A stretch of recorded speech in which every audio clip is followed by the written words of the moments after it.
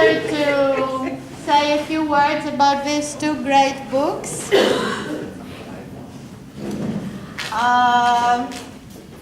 So I'm very, very proud of my colleagues and friends, Molly and Corinne, who have produced these two very interesting books.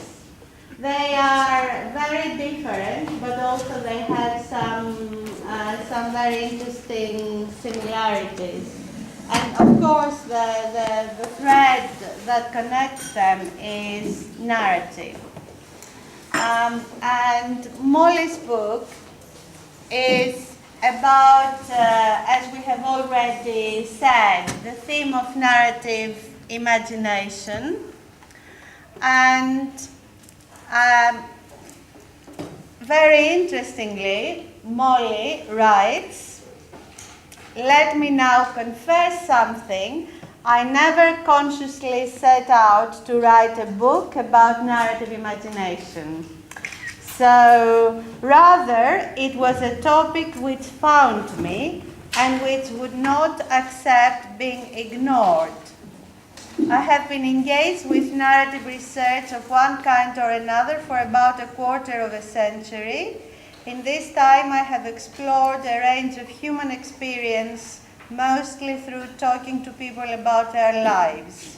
This book is about where those conversations have taken me." And we know that these conversations have taken Molly to the realm of imagination. So she never intended to write a book on imagination, or if we believe her. And what she does in this book, she brings together her experience as a teacher, her experience as a researcher, her interest in aging, her interest in political narratives, and she brings them together under the umbrella of imagination. And the last chapter of the book is an opportunity for her to find connections between these four different themes that she elaborates in the chapters of the book. Corinne's book is different from Molly. I'm sure she had every intention to write about HIV and ARVs. That's a life project almost for Corinne. She's been doing this research since 1993. And what is interesting about the book, I think, is not just that it is about narratives of people living with HIV and ARVs this time, but also it's a chapter in the whole narrative of Corinne's work with HIV and ARVs now people. And what I loved about the book is its subtitle, Three-Letter Lives.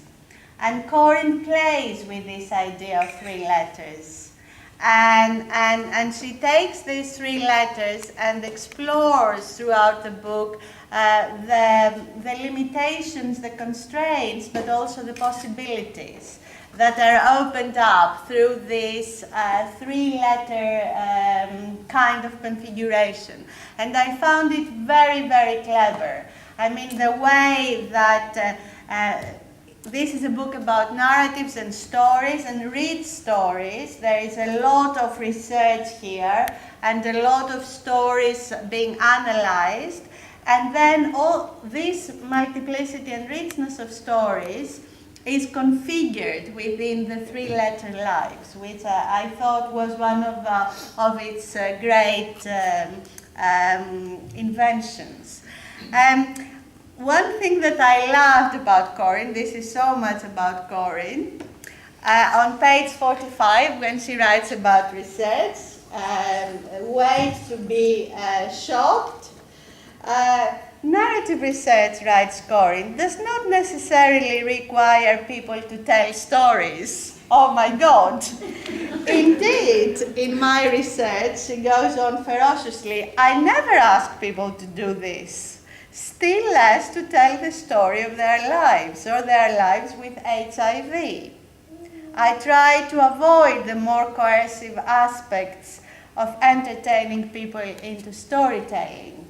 And of course, this is so much about Corinne. When she talks about narratives, and she talks so much about the limitations of narratives, but then again, her analysis is one of the richest in narrative research today.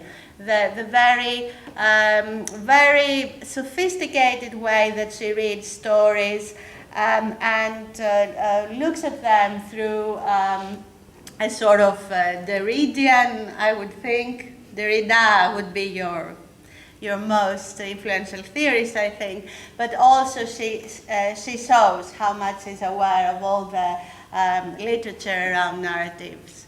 But apart from being a great contribution to what narrative research means in the social sciences, even when you reject the idea that you ask people to tell stories, the book is also very rich in terms of the concepts it offers. And I will talk about, first of all, the great structure of the book in my view, is the way, this idea of naturalization, which I think is great. I haven't encountered it before. This notion of what it means to be naturalized, that creates metaphors with other kinds of issues we have today, not just with HIV people, but with migration and refugees and the right of people to be naturalized or not. And then the way she fleshes out this idea of naturalization through the three techniques that she has already talked about, or I would say technologies, medicalization, medicalization, normalization, and marketization. And the book is structured throughout this. So what I'm saying here is that apart from being a very good piece of work on narrative, is also a very good work of analysis in the social sciences. And one of the terms that I loved about the book is how she plays with the notion of neoliberal and introduces the notion of paraliberal. I love this, Corinne. You know, because there is so much talk about the neoliberal education and the neoliberal university and the neoliberal society, and Corinne introduces something new, which is the paraliberal, and lives lived and storied and narrated in the margins of neoliberalism. So, all I have to say, I said more about Corinne because I think I didn't want to repeat myself with Molly, but just to come back, these are two great books from my colleagues and from the center, and I think they will make a great contribution not just to our libraries as scholars and researchers, but also to our reading lists. For our students, both graduate students, but also I think well-advanced 3-level undergraduate students would find very interesting things to read about. So let us join me to congratulate Corinne and Molly. Imagine Molly and congratulate her. Well done. Well done. Thank you. Cheers. Thank you as well. That was lovely.